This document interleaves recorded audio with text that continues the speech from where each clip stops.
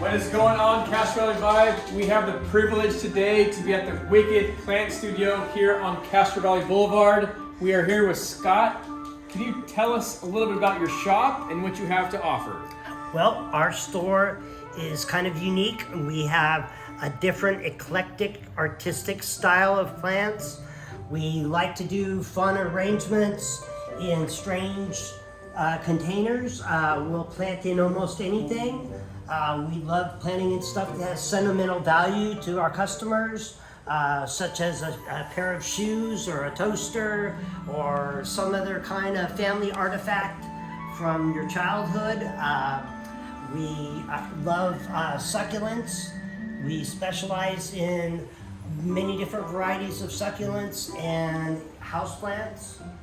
So how do we find you, Scott? We're on Castro Valley Boulevard across from CVS Pharmacy, right next door to Rooney's Donuts.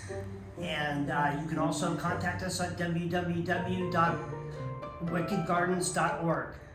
Thank you, Scott, so much. We're loving your Castro Valley vibe, and thank you for providing this beautiful shop for our town.